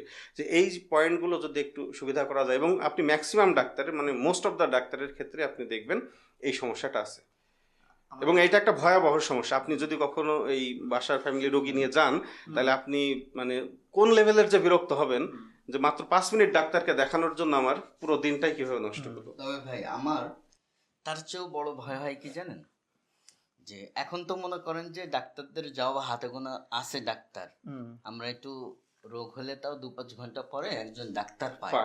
জি, যে জেনারেশন আমরা তৈরি করছি গত 10-20 বছর, এই 10 বছর যদি আমরা ধরি, পরীক্ষায় নকল করে, কখনো কখনো পরীক্ষায় হয়নি, বাংলাদেশে অটো পাস হয়ে গেছে, আবার সামনে শুনছি যে অনলাইনে হবে। তো জি। আদৌ 5-10 বছর পরে যোগ্যতা সম্পন্ন ছেলে ডাক্তার হতে পারবে কিনা, আমরা আসলে যোগ্যতা সম্পন্ন ডাক্তার পাবো কিনা, কি জেনারেশন আমাদের তৈরি হয়েছে। এরাই যদি মনে করেন যে এই একটা অটো পাস করা ছেলেপিলে আমার আপনার হাত কাটে, হ্যাঁ, আমার আপনার বুক চিরে ফেলছে, কিডনি কাটবে, এই আশঙ্কাটা আপনি কিভাবে দেখছেন? না, এটা তো অবশ্যই একটা আশঙ্কারী বিষয়। তবে যোগ্যতা সম্পন্ন ডাক্তার হয়তো হবে কিছুটা, আমি আশাবাদী। কিন্তু একটা বড় ক্ষতি যে আমাদের পড়াশোনার মধ্যে হয়ে গিয়েছে, এইটা অস্বীকার করার আসলে সুযোগ নেই। জি, হ্যাঁ, আর ডাক্তার যারা হয়ে আসে তাদের তো আসলে পর্যাপ্ত ট্রেনিং এর ব্যবস্থা, হ্যাঁ, এবং ভালো একজন ডাক্তারের সান্নিধ্যে থাকার সুযোগ, এইগুলো নিশ্চয়তা দিতে পারলে, এনশিওর করতে পারলে হয়তো ভালো ডাক্তার আস্তে আস্তে পাওয়া যাবে। আবার একটা জিনিস আমি নিজেই ভুক্তভোগী। অনেক ক্ষেত্রে দেখা যায় কি, রোগীরা হসপিটালে গেলে ডাক্তাররা কিছুক্ষণ দেখার পরে বলে যে আপনার সমস্যাটা অনেক বড়, হসপিটাল থেকে আপনার চিকিৎসা দেওয়া যাবে না, তো আপনি বিকাল 4টায় হোক বা বিকাল 5টায় হোক আপনি আমার চেম্বারে আসেন। এই যে একটা হসপিটালের দোহাই দিয়ে যে নিজের চেম্বারে নিয়ে যে একটা ব্যবসা করা, এই ব্যবসাটাকে আপনি ডাক্তারদের সাথে কিভাবে দেখছেন আর কি? না, এখানে আসলে ডাক্তার শুধু একা জড়িত না, এটা একটা বিশাল সিন্ডিকেট। আপনি যদি এর মধ্যে ঢোকেন তাহলে দেখবেন যে ভয়াবহ ব্যাপার। এখানে ক্লিনিক মালিক থেকে শুরু করে দালালদের দৌরাত্ম্য থেকে শুরু করে যারা টেস্ট করে বিভিন্ন ল্যাবরেটরি বা ওই যে ডায়াগনোসিস করে, এদের থেকে শুরু করে ডাক্তারদের সহকারী যারা থাকে, এটা বিশাল একটা সিন্ডিকেটের ব্যাপার। হ্যাঁ, জি, এই জায়গাতে হাত দেওয়া আসলে একজন পৌর মেয়র হিসেবে কঠিন, এটা জি। ঊর্ধ্বতন পর্যায়ে। তবে হ্যাঁ, একটা পদক্ষেপ নেওয়া যেতে পারে, এটা নিয়ে ভয়েস রেজ করা যেতে পারে। এটা জেলা প্রশাসক সহ যারা সিভিল সার্জন আছেন তাদের সাথে এগুলো নিয়ে কথা বলা যেতে পারে, তাতে কিছুটা উন্নতি আশা করা যায়। আবার ডাক্তাররা এমন পর্যায়ে নেমে এসেছে যে তাদের নিজস্ব ক্লিনিক থেকে যদি আপনি পরীক্ষা নিরীক্ষাগুলো না করান, বা বাইরের কোথাও আপনি একটু কমে পেয়েছেন বা আপনার পরিচিত আছে সেখান থেকে আপনি পরীক্ষাগুলো করিয়েছেন, সেই পরীক্ষা বা সেই রিপোর্টগুলো ডাক্তাররা আবার গ্রহণ করতে চায় না। হ্যাঁ, এটা আপনি অনেক সুন্দর বলেছেন। এই প্রশ্নটার উত্তর ওই আগে দুইটা প্রশ্নের সাথে, দুইটা পিছনের প্রশ্ন থেকে আসবে। এটা হচ্ছে একটা নৈতিক বোধ। সে জি, হয়তো লেখাপড়া শিখেছে, মেডিকেলে চান্স পেয়েছে, পরিশ্রম করে 5 বছর ডাক্তারি করে শিখেছে, এবং তার পরবর্তীতে সে আরো ট্রেন্ড হয়েছে। কিন্তু ওই যে মনস্তাত্ত্বিক দিক থেকে সমাজের প্রতি একটা দায়বদ্ধতা সৃষ্টি হওয়া, জি, হুম, জি, ছোটবেলা থেকে সে সমাজ থেকে আসলে বিচ্ছিন্ন। আমাদের লেখাপড়া সিস্টেমটা এইরকম যে একজন শিক্ষার্থী, মানে ভালো শিক্ষার্থী, আপনি এটা হয়তো একমত হবেন কিনা, যেহেতু আমি এই কাজটা করছি দীর্ঘদিন, আমি জানি যে যত ভালো শিক্ষার্থী সে সমাজ থেকে তত বিচ্ছিন্ন। একটা ভালো শিক্ষার্থীকে আপনি বলবেন যাও তুমি ব্যাংকের কাজ করে আসো, আমাকে একটু বাজারের সাথে চলো, তো সে সমাজের প্রত্যেকটা সেক্টর থেকে বিচ্ছিন্ন। জি সে জানেই না সমাজ কি করে চলে, সে জানেই না পারস্পরিক সামাজিকতা বা পারস্পরিক লেনদেন আদান প্রদান, মানুষের সাথে মানুষের যে সম্পর্ক রিলেশন, এইগুলো থেকে সে দূরে। এবং এইটা আসলে তার দোষ তো আমি দেব না অবশ্যই, এইটা আমাদের সামাজিকভাবে একটা আমরা দাঁড় করিয়ে ফেলেছি। এবং আমি যে কথা শুরুতে আপনাকে বলছিলাম যে এই পরিবর্তনটা আমাদের সমাজের মধ্য থেকে আসতে হবে, তাকে সামাজিক বানাতে হবে। শিক্ষার্থী পরে, আগে হতে হবে সামাজিক। অবশ্যই জেনারেশন যদি ওই সামাজিকতা নিয়ে সে বড় হয়, সমাজের যে এইগুলো প্রবলেম, এগুলো যদি ছোটবেলা থেকে তার মধ্যে থাকে, যেগুলোই আসলে প্রবলেম, যেগুলো আমি এতক্ষণ বললাম, তাইলে না সে ওই জায়গায় গেলে তার একটা সলিউশন নিজে থেকে নিয়ে আসতে পারবে। আগে তো তাকে মনে করতে হবে যে এটা প্রবলেম। জি এখানে পৌরসভার বিষয়ে একটা কথা কি, যে পৌরসভার আন্ডারে প্রচুর ব্যবসায়ীরা আপনার ট্রেড লাইসেন্স করে। তো পৌরসভা থেকে এই যারা ট্রেড লাইসেন্সধারী, এদের এই ব্যবসায়ীদের ব্যবসার জন্য কি মনিটরিং করা যায় অথবা কি সুযোগ বাড়ানো যায়, সুযোগ দেওয়া যায়, এটা আপনি কি মনে করেন? হ্যাঁ, এটা অবশ্যই একটা গুরুত্বপূর্ণ প্রশ্ন। এর কারণটা হলো যে পৌরসভার যে আয়ের উৎস, এটা তো অবশ্যই ট্রেড লাইসেন্স একটি গুরুত্বপূর্ণ ব্যাপার, বা আয় করের ক্ষেত্রেও আয় কর না, এটা কি বলে, trade licence, trade licence, holding tax, বা এই যে হোল্ডিং ট্যাক্সের ক্ষেত্রেও এটা একটা গুরুত্বপূর্ণ বিষয়। আসলে এখানে যে কাজটা করা যেতে পারে, এই ট্রেড লাইসেন্সের নামে কিছু দুর্নীতি হয়, এটা পৌরসভার মধ্যেই হয়, এটা কম বেশি আমরাও শুনেছি, জেনেছি। এইটা বন্ধ করা সবার আগে জরুরি, কারণ এর সাথে পৌরসভার আয় জড়িত। এখানে কোনো ব্যক্তি আয়ের বিষয় না, এটা স্বয়ং পৌর আয় এবং এটা নাগরিকদের অধিকার। আচ্ছা, এখানে যিনি ট্যাক্স দিচ্ছে বা যিনি ট্রেড লাইসেন্স নবায়ন করছে, জি তিনি তো স্বেচ্ছায় কাজটা করছে, কেননা তিনি তো ব্যবসা করছে, তাই না? তাকে তো কাজটা করতে হচ্ছে, তার তো এটা আনন্দের সাথে দেওয়া উচিত, এটা তো তার উপরে বোঝা না। ট্রেড লাইসেন্স তো কখনোই একজন ব্যবসায়ীর উপরে বোঝা হতে পারে না। কিন্তু বোঝা কখন হয়ে যাচ্ছে, যখন সে ট্রেড লাইসেন্সটা নিয়ে তাকে নিগৃহীত, যখন ট্রেড লাইসেন্সটা নিয়ে তাকে বিভিন্নভাবে বুশিং করা হচ্ছে বা তাকে অসহায় অবস্থার মধ্যে ফেলে দেওয়া হচ্ছে দলীয় কন্দলের কারণ সহ, প্রয়োজনীয় এই পরিমাণের চেয়ে বেশি বেশি দেওয়া দেওয়া লাগছে। হচ্ছে একজনের বা- ব্যবসায়িক আয় 10,000, সেখান থেকে সে যদি একটা বড় পরিমাণে দিয়ে দেয়, হ্যাঁ হ্যাঁ তো এখানে আয় বুঝে আসলে একটা কর নির্ধারণ করা বা ট্রেড লাইসেন্সের ফি নির্ধারণ করা দরকার ছিল। হ্যাঁ, এটা দরকার ছিল। এবং এই কাজটা খুব সহজে যেটা করা যেতে পারে সেটা হচ্ছে পুরো সিস্টেমটাকে ডিজিটালাইজেশনের মধ্যে নিয়ে আসতে হবে। সবাই জানবে কার কত ট্রেড লাইসেন্স, এবং সবাই প্রয়োজনে সবারটা দেখতে পারবে যে কে কত আয় করে, কার রেজিস্ট্রেশন ফি কত বা নবায়ন ফি কত।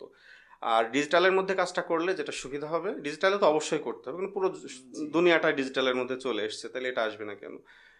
ডিজিটালাইজেশন করলে যেটা সুবিধা হবে, যারা ট্রেড লাইসেন্স করছে তারাও এই কাজটা করে মজা পাবে, পৌরসভাও তার আয়টা সঠিকভাবে বুঝে পাবে, এবং এটা নিয়ে কোনো হয়রানি হওয়া বা এ ধরনের কোনো কারচুপি করার কোনো সুযোগ এখানে থাকবে না। একটা স্পষ্ট জবাবদিহিতা থাকবে এবং একটা রেকর্ডেড ব্যাপার থাকবে, তাই না? ডিজিটাল তো একটা দারুণ রেকর্ডেড সিস্টেম।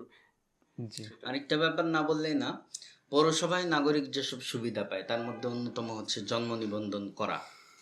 তো এরকম দেখা যায় যে জন্ম নিবন্ধন করতে গিয়ে কারোর নামে ভুল, হ্যাঁ, জি তারপরে পিতার নামে ভুল, অনেক হয়রানির শিকার হয়। তারপরে আপনার ডেথ সার্টিফিকেট পেতে গেলেও অনেক ঝামেলা, তারপরে আপনার নাগরিক সনদ পেতে গেলে এইগুলোকে কিভাবে সহজীকরণ করা যায়, কিংবা কোনো একটা স্পেশাল সার্ভিসের ব্যবস্থা করা যায় কিনা, বা ডিজিটালাইজেশন করা যায় কিনা যেন সহজ হয়। হ্যাঁ, এটা তো এখন গভর্নমেন্টের পক্ষ থেকেই এই সার্টিফিকেটগুলো পাওয়ার ব্যাপারে আবেদন করা ডিজিটাল উপায়টা আছে, কিন্তু পৌরসভার তো পৌরসভা থেকে তো জিনিসটা নিতে হবে, সে নেওয়ার ব্যাপারটা বা তারা যে প্রদান করছে সেটা সহজে করা যায় কিনা, এটা হচ্ছে সম্পূর্ণরূপে পৌরসভার আন্তরিকতার ব্যাপার। এখানে আপনারা যদি ব্যক্তিগতভাবে কখনো পৌরসভায় গিয়ে থাকেন, বা আমি এটা সবার ক্ষেত্রেই বলবো যে এই পৌরসভাটা যে চলে, এটা তো আমাদের পয়সায় চলে, তাই না? নাগরিকদের পয়সায় চলে, নাগরিকদের সেবা দেওয়ার জন্য। এটা আমার ঘরের মতো আপন হওয়ার কথা ছিল। কিন্তু আপনি খেয়াল করলে দেখবেন যে পৌরসভার ভিতরে বা যে ধরনের প্রতিষ্ঠানে ঢুকলে নিজেকে কেমন মনে হয় যে একটা অসহায় অসহায় লাগে। কি এটা সাইকোলজিক্যালি লাগে না? মনে হয় যেন আমি কোথায় না জানি ভুল করে চলে এসেছি, সবাই কিভাবে আমার দিকে জানি তাকাচ্ছে।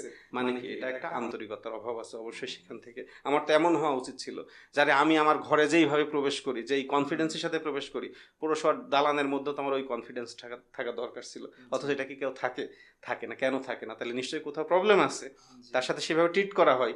এবং আমি কি বলবো, আমার যে 2টা মেয়ে তাদের জন্ম নিবন্ধন করতে আমার লেগেছে 7 মাস, এবং 5 থেকে 6 বার আমার পৌরসভায় যাওয়া লেগেছে, এবং অসহায়ের মতো দাঁড়িয়ে থাকা লেগেছে। তাদের নাস্তা শেষ হবে, তারপরে কথা বলবে, মানে তাদের সেই অবস্থাই অন্যরকম। এটা তো আসলে এটা সেবা দিচ্ছে সে, এবং তার সে তো জেনে বুঝে সেবাটা দিচ্ছে, তাকে তো ওই জায়গাতে বসানো হয়েছে সেবা দেওয়ার জন্য। জি তো এটা যারা অথরিটি আছে তারা অবশ্যই বিষয়টা দেখবে, যিনি মেয়র নির্বাচিত হোক তিনি অবশ্যই এটা দেখবে নিশ্চয়ই।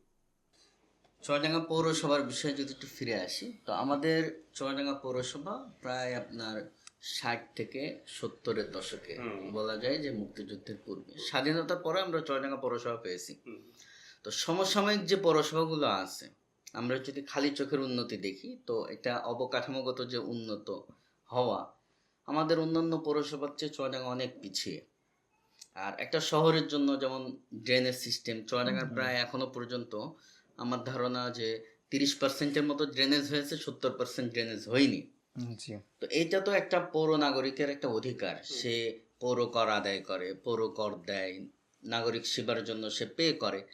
তো আসলে তার এই যে পৌরসভার উন্নতি হওয়া, এটা তো প্রয়োজন ছিল, কেন হয়নি, এবং আপনার কি পরিকল্পনা আছে অবকাঠামোগত উন্নতির ব্যাপারে? হ্যাঁ, এটা আপনি ভালো বলেছেন, যে এটা এই উদ্যোগ তো নিজের পৌরসভাকে আমি সাজাবো, এই উদ্যোগ তো আসলে একজন জনপ্রতিনিধির মধ্য থেকেই আসতে হবে, এবং তার মধ্যে একটা স্বপ্ন থাকতে হবে, পরিকল্পনা। যদিও তার একার পক্ষে সম্ভব হবে না, তার সাথে জড়িত যারা প্ল্যানার আছে, পরিকল্পনা দিতে পারে, তাদেরকে নিয়ে বসতে হবে। এর সাথে ইঞ্জিনিয়ার আছে, অভিজ্ঞ পার্সন আছে যারা পূর্বে এই বিষয়গুলোর সাথে জড়িত ছিল এবং দায়িত্ব পালন করেছে।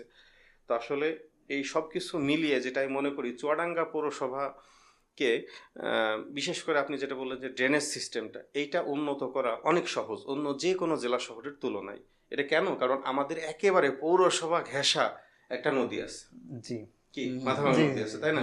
তাহলে এই যদি সুপরিকল্পিতভাবে চুয়াডাঙ্গা জেলার প্রতিটি পয়েন্ট থেকে ড্রেনেজ সিস্টেমটি বা সোয়ারেজ সিস্টেমের পানিগুলো নিয়ে এসে সেই পানিগুলোকে আবার ফিল্টার করে বর্জ্যগুলো আলাদা করে শুধু ফ্রেশ পানিটাকে নদীতে ফেলা যায়, এটা খুব একটা আহামরি কিছু না। কেননা আমরা নদীর যে সুবিধাটা পাচ্ছি একেবারে ঘরের সাথে, মানে বলা যায় পৌরসভার সাথে, পৌরসভার ভেতর দিয়ে। এটা অনেকটা পৌরসভার জন্য ফুসফুস স্বরূপ আমি বলি, মানুষের জন্য যেরকম ফুসফুস, পৌরসভার ফুসফুস আমাদের এই মাথাভাঙা নদীটা।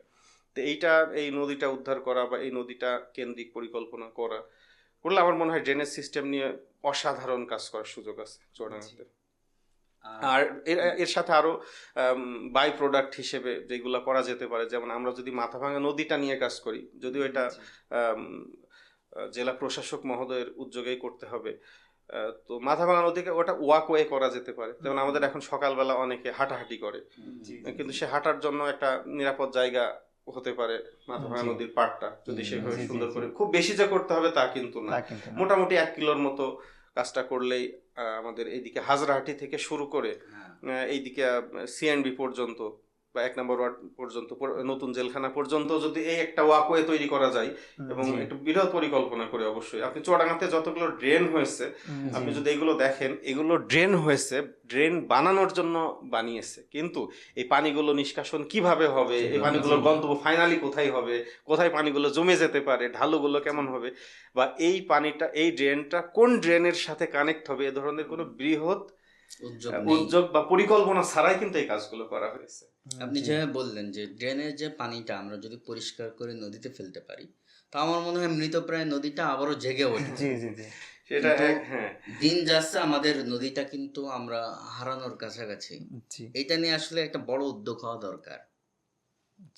মাথাভাঙা নদী, হ্যাঁ, এটা অবশ্যই, এটা যারা নীতি নির্ধারক পর্যায়ে আছে, পৌর শাখা তো অবশ্যই এর একটা অংশীদার সহ, এটা নীতি নির্ধারণী পর্যায়ে যারা আছে সবার সাথে বসে আসলে এটা নিয়ে এমপি মহোদয় লাগবে, জেলা প্রশাসক সহ আরো অন্যান্য যারা গণপূর্ত আছে, সবাইকে নিয়ে আসলে একটা শহরে আপনার যেমন গাছ দরকার, তেমন পুকুর দরকার, দিঘি দরকার। আমাদের চুয়াডাঙ্গা শহরে যেসব পুকুর ছিল এখন অনেকগুলো বুঝে গেছে, আবার কিছু আছে কিন্তু যে সরকারি জমির উপরে, সেগুলো যে এই পরিষ্কার পরিচ্ছন্ন রাখা, সেগুলোর পাড় ঠিক করা, এগুলো তো পৌরসভার মধ্যে অনেকটা পড়ে, পৌরসভার গুলো। তো এগুলো নিয়ে আসলে কি পরিকল্পনা বলেন?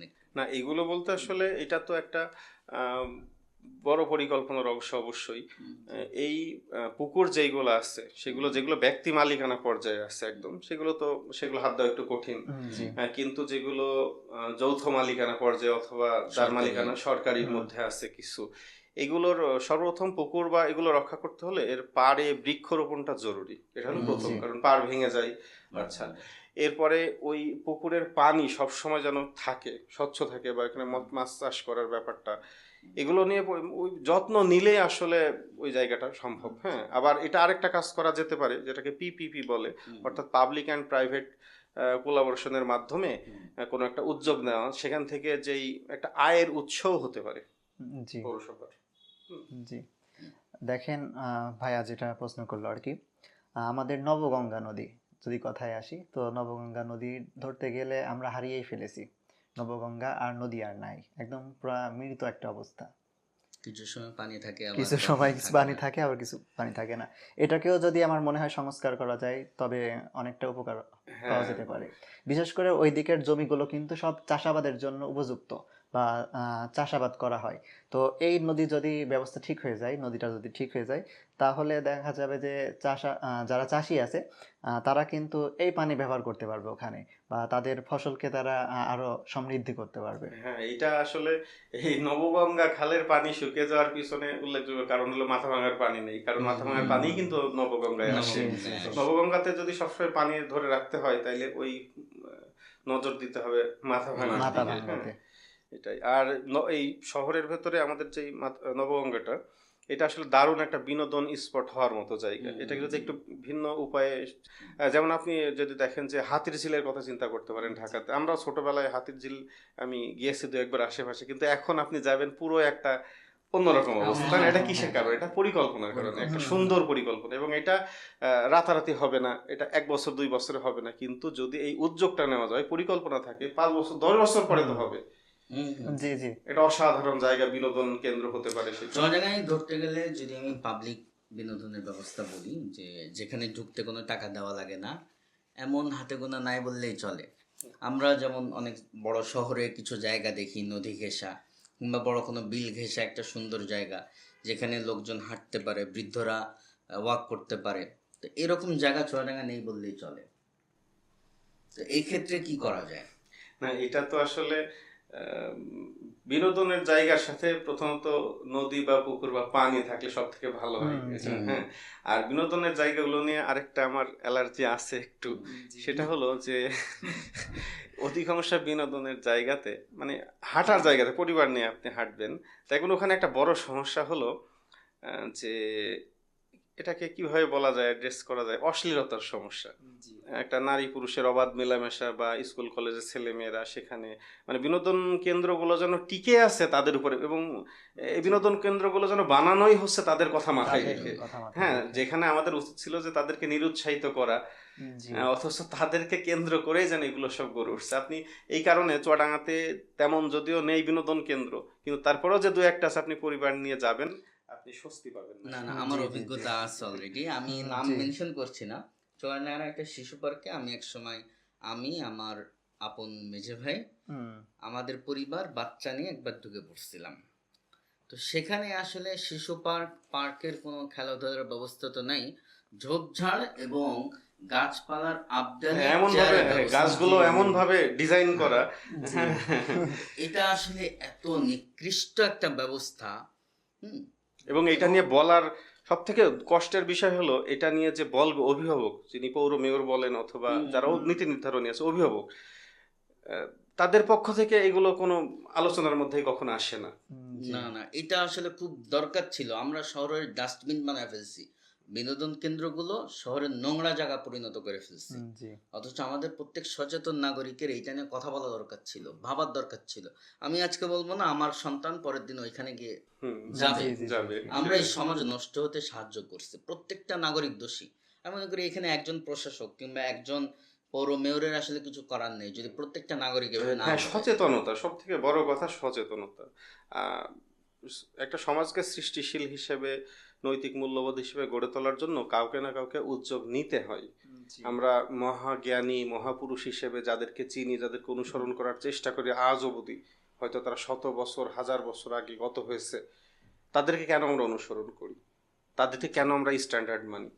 কারণ তারা নীতি নৈতিকতার কথাগুলো বলে গিয়েছে, এই জন্যই তো। কিন্তু আমাদের বর্তমানে যারা প্রতিনিধি, যে জনপ্রতিনিধি ছোট বড় পর্যায়ে, তাদেরকে কিন্তু আমরা অনুসরণও করি না বা তাদের প্রয়োজনীয়তা অনুভব করি না। কারণ কেননা তারা কখনো এই নীতিগুলো নিয়ে, নৈতিকতাগুলো নিয়ে, সমাজ ব্যবস্থার কথাগুলো নিয়ে, কালচারগুলো নিয়ে কখনোই কথা বলে না।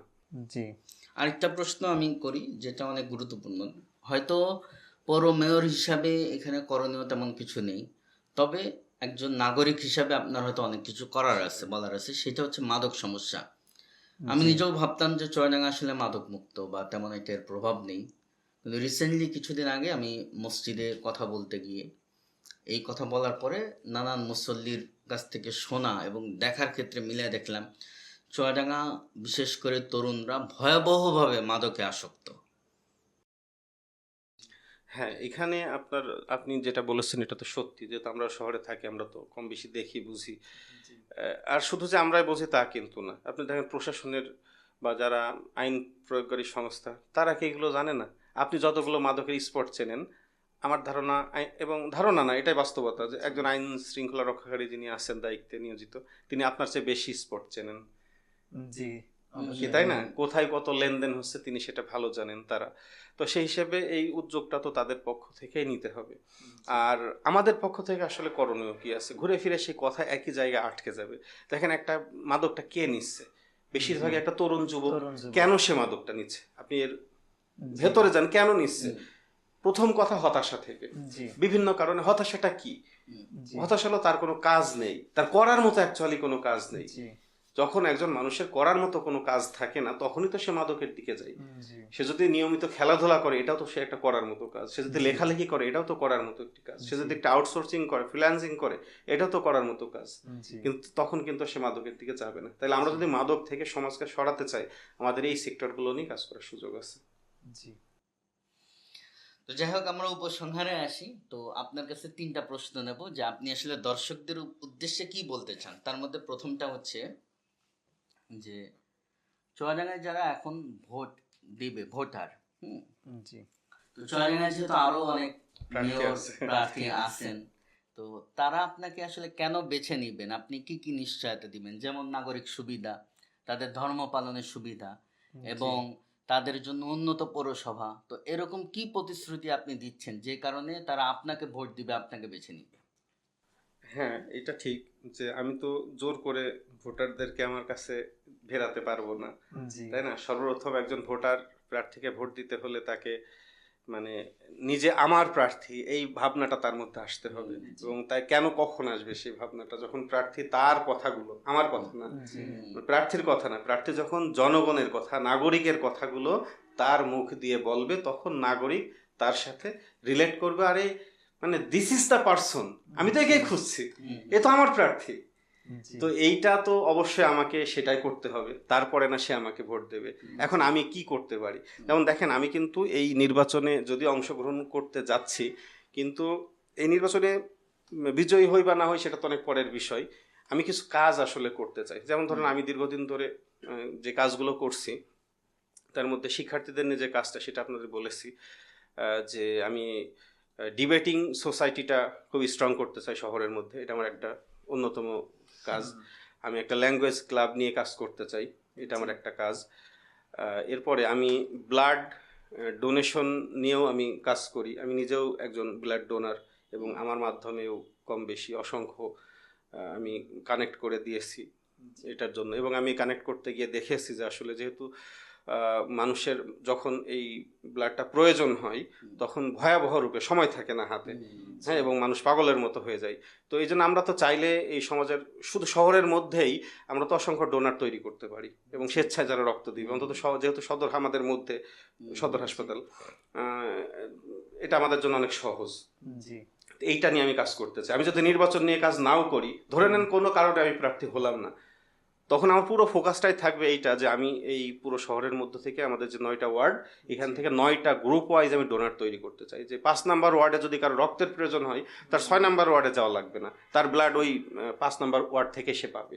1 নাম্বার ওয়ার্ডে যার প্রয়োজন হয়, সে 1 নাম্বার ওয়ার্ড থেকেই পাবে। এইটা আমার একটা গুরুত্বপূর্ণ কাজ। আরেকটা গুরুত্বপূর্ণ কাজ, যেটা নিয়েও আমি কম বেশি একটু কাজ করেছি, সেটা হলো যে এই যে যুব সমাজ যারা, এদের মূল সমস্যাটা যেটা আমি দেখেছি, ছাত্র শিক্ষার্থী সহ যারা শিক্ষার্থী না এরকমও, মূল সমস্যাটা হলো অর্থনৈতিক ক্রাইসিস, জি উপার্জনের সমস্যা, এবং তার একটা ভালো মানে কাজের নিশ্চয়তা নেই। এখন আমি কি এই প্রতিশ্রুতি দিতে পারবো যে পৌর মেয়র হলে তোমাদের জন্য সবার কর্মসংস্থানের ব্যবস্থা করব? এটা কি আদৌ পসিবল? আমি মেয়র প্রার্থী হিসেবে যদি এটা বলি, এটা একটা মানে ফালতু কথা শোনাবে। এটা একটা মেয়রের কাজ না কর্মসংস্থান সৃষ্টি করা। সে খুব বেশি হলে প্রতিটা ওয়ার্ডে 2টা করে ক্লিনার নিয়োগ দিতে পারে, খুবই সামান্য, এর বেশি তো খুব বেশি কাজ তার নেই।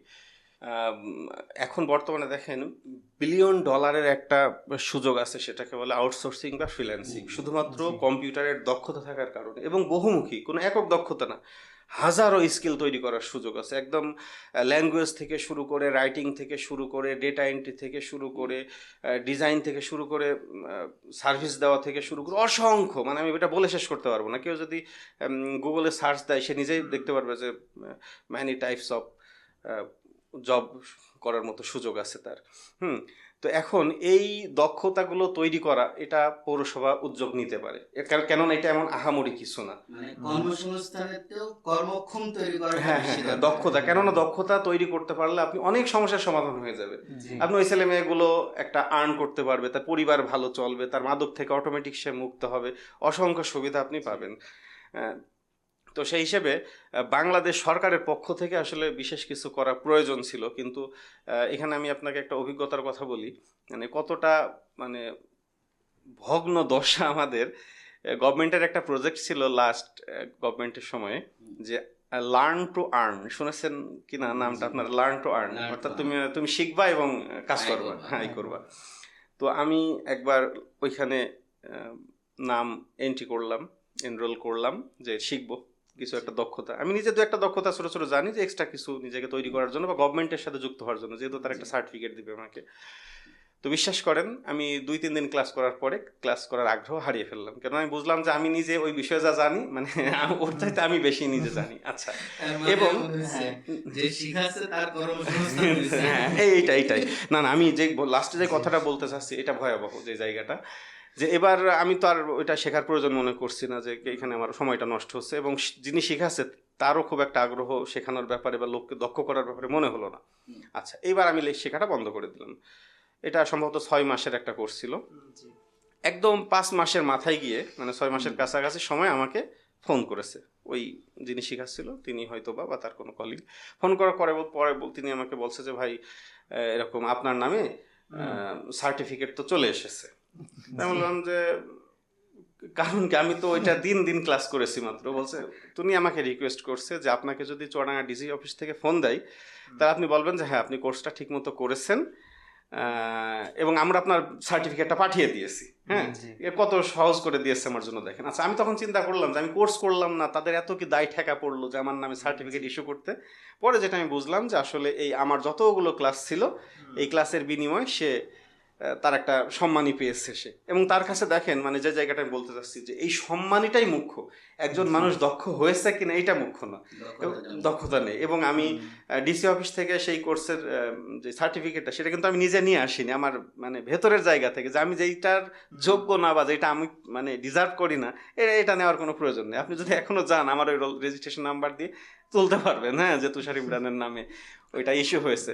কিন্তু আমি এইটাই বলতে চাচ্ছি যে দেখেন, একটা মানুষকে দক্ষ করে গড়ে তুলতে পারলে না, সে আপনার আউটসোর্সিং করে সে আর্নটা করতে পারবে, কিন্তু এটাকে একটা প্রজেক্ট হিসেবে ঘোষণা করে হরে লুট করার তো আসলে দরকার নেই, তাই না? তো আমি ওই জায়গাটা নিয়ে কাজ করতে চাই, যে পৌর শাখার মধ্য থেকে আমি এই পৌর ছেলে মেয়েগুলোকে, এইটা আমার নির্বাচনের একটা বড় এজেন্ডা হবে এইবার, যে আমি ছেলে মেয়েদের কর্মসংস্থানের ব্যবস্থা করবো, ডিজিটাল কর্মসংস্থান, এবং এটা পসিবল, কারণ বাইরে একটা ইন্ডাস্ট্রি করে তাকে কর্মসংস্থানের ব্যবস্থা করা অনেকটা ইম্পসিবল, কিন্তু ডিজিটালি এটা সহজ। জি। আচ্ছা, এখন মনে করেন যে আপনার যারা প্রতিপক্ষ, তারাও তো নানান রকম প্রতিশ্রুতি দিচ্ছে। এখন প্রতিশ্রুতি আসলে সবাই দেয়, বাস্তবায়ন আসলে সবাই করে না। এখন এটা আপনি কিভাবে ইনশিওর করবেন যে আপনার প্রতিশ্রুতিগুলো আসলে বাস্তবায়ন হবে? আপনার প্রশ্নটা সুন্দর। সেটার এইটা আপনি পাবেন হচ্ছে যে দেখেন, আমি ঠিক ওই প্রতিশ্রুতিগুলোই দিচ্ছি যেগুলো অলরেডি আমি করছি। আমি এমন একটা প্রতিশ্রুতি এখনো পর্যন্ত দিইনি। আমার মাথায় অনেক প্রতিশ্রুতি আছে, আমি চাইলে সেগুলো দিতে পারি, কিন্তু আমি একটাও এখনো পর্যন্ত সেগুলো কাউকে বলিনি। আমি যেগুলো নিয়ে শুধুমাত্র কাজ করেছি, যেমন আমি হসপিটালের এই যে যেই সিরিয়াল দেওয়ার বিষয়টা নিয়ে কথা বলেছি না একটু আগে, আমি এটা নিয়ে কাজ করছি। আমি ব্লাড নিয়ে দীর্ঘদিন কাজ করছি, আমি ইয়াং জেনারেশন নিয়ে কাজ করছি, আমি যেগুলো নিয়ে কাজ করছি এইগুলো প্রতিশ্রুতি। আর অবকাঠামো যেটা, যেমন ধর রাস্তাঘাট, ড্রেনেজ সিস্টেম, দেখেন একজন মেয়র হলে তিনি অবশ্যই এই কাজগুলো, যিনি মেয়র হন না, যারা এবার অংশগ্রহণ করবে প্রতিদ্বন্দ্বিতায়, তাদের প্রত্যেকে যেই বিজয়ী হবে তিনি কিন্তু অবশ্যই কিছু ড্রেন করবেন, অবশ্যই কিছু রাস্তাঘাট তিনি করবেন। অতএব এই জায়গাতে আসলে কারোর সাথে কারো ভিন্নতা থাকবে না। তবে হ্যাঁ, একটা সুপরিকল্পনা থাকতে পারে আমার ভিন্ন। তাই আর আমি আরেকটা জায়গা থেকে এই নির্বাচনে অংশগ্রহণ করেছি, সেটা হলো যে আমি আসলে একটা নমুনা সৃষ্টি করতে চাই, মডেল সৃষ্টি করতে চাই, যাতে করে আমার পরবর্তী জেনারেশন অথবা আমার থেকে ক্রিয়েটিভ যারা যারা সমাজের মধ্যে আছে, আমার থেকে যারা বেশি কাজ করার জন্য আগ্রহী, এমন অনেক মানুষ আছে, আমি কম বেশি চিনি অনেককেই, তারা যেন আগ্রহী হয় যে না, এটা তো একটা ভালো কাজ করার জায়গা। কেননা আমি যদি একটা দায়িত্ব পাওয়ার আগ পর্যন্ত আমার মূল্যায়ন কম, কিন্তু আমি একটা দায়িত্ব পেলে এই যে কাজগুলো এখন করছি এই কাজগুলোই কিন্তু আমি অনেক বড় পরিসরে করার আমি একটা সুযোগ পাবো। এটাই। এজন্য আপনি যেটা বললেন যে আসলে আমার প্রতিশ্রুতির ব্যাপারে, আমি তো প্রতিশ্রুতি নিয়েই কাজ করছি, কারণ আমি প্রার্থী না হলে হয়তো আমি এই কাজ আরো ফোকাসটা বেশি করতে পারতাম। আর প্রার্থী আমি হচ্ছে এই কারণে যে আমি কাজটা বড় পরিসরে করার জন্য। শেষ কথা হচ্ছে যে মনে করেন অ্যাজ এ মেয়র আপনি নির্বাচিত হন অথবা না হন, সেই জায়গাটা ভিন্ন, কিন্তু একজন পৌর নাগরিক হিসেবে পৌরসভার নাগরিকদের জন্য আপনার কি স্বপ্ন এবং কি করার কথা বলতে পারেন? আমরা নির্বাচনের বাইরে চলে আসছি। না, নাগরিক হিসেবে আসলে ওই সোশ্যাল ওয়ার্কটা আমার কাছে মুখ্য। মানুষের মানুষের সেবার জায়গাটা, যেসব জায়গাগুলো মানুষের প্রয়োজন, হ্যাঁ, আপনি অনেকগুলো সেবার জায়গা পাবেন। আপনি কোর্টে যদি যান, আপনি যদি কোর্টে যান, আদালতে, সেখানে আপনি সেবা করার অনেক জায়গা পাবেন। মানুষ কি পরিমাণ নিগৃহীত এবং অসহায়, আপনি হসপিটালে গেলে আপনি সেবা করার সুযোগ পাবেন। আর মানুষকে কাউন্সিলিং করা, উদ্যোগী নেওয়া, মানুষের জন্য কাজ করা, যেগুলো আসলে এতক্ষণ ধরে আমরা বলেছি, এইগুলোই নতুন কিছু না। সেটাই। আর একটা কথা বলতে গিয়ে আমি একটু স্কিপ করেছি, মানে আমি মনে ছিল না, সেটা হচ্ছে যে এই যে নারী উদ্যোক্তা বিষয়ে আমার একটু মানে একটা জায়গা আছে কাজ করার। কেননা আমাদের সমাজে যত মহিলাদেরকে মানে অবহেলার চোখে দেখা হয়, এর একটা উল্লেখযোগ্য কারণ থাকে অর্থনৈতিক বিষয় কাজ করার পিছনে। কোনো নারী যদি কোনো না কোনোভাবে একটু অর্থনীতির সাথে যুক্ত থাকে, তাইলে তার মূল্যায়নটা ভালো হয়। এটা কেন আমি আরো বেশি ফিল করি, কারণ আমার নিজেরও দুইটা মেয়ে, আমিও চাই না সে কারো দ্বারা অবমূল্যায়ন হোক তার। কিন্তু হ্যাঁ, এখানে যে বিষয়টা সেটা হচ্ছে নারী মুক্তির নামে বা নারীদের অর্থনৈতিক মুক্তির নামে তাদেরকে পণ্য হিসেবে ট্রিট করা, অথবা ইসলামের যে শরিয়ার আইন লঙ্ঘন করে বাইরে নিয়ে আসা, অবশ্যই সেইটা না, কিন্তু এখন বর্তমানে ঘরের মধ্য থেকেও অসংখ্য উপায় আছে যেটা এই কাজটা করার জন্য। ডিজিটালের কিছু কাজ কথা আমি বললাম, আউটসোর্সিং, ফ্রিল্যান্সিং এর কথা বলা যায়, অথবা নিজে ঘরে থেকে অনেক উদ্যোক্তা হওয়ার এখন সুযোগ তৈরি হয়েছে।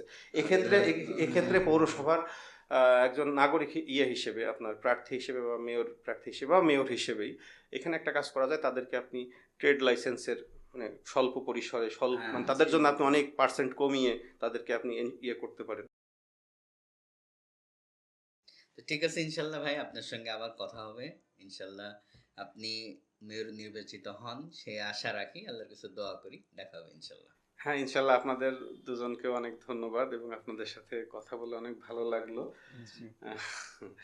ভুল ত্রুটি হয়তো কিছু বলে ফেলেছি, আশা করি আমার দর্শক বা আপনাদের দর্শক সেটা অবশ্যই ক্ষমা সুন্দর দৃষ্টিতে দেখবে। আর আমি আসলে শেখার চেষ্টা করছি, আমার যারা আরো 10 জন প্রার্থী আছে তাদের কাছ থেকে আমি শেখার চেষ্টা করছি, সমাজের মানুষের কাছ থেকে শেখার চেষ্টা করছি। আমি কাউকে অ্যাকচুয়ালি সত্যি কথা বলতে কি আমি কাউকে প্রতিদ্বন্দ্বী ভাবছি না, আমি সবার আইডিয়াগুলো নিয়ে অ্যানালাইসিস করছি এবং আমার নিজের সাথে রিলেট করার চেষ্টা করছি। এক কথা আমি শেখার চেষ্টা করছি, I am in learning phase বলা যায়। তো ধন্যবাদ আপনাদেরকে।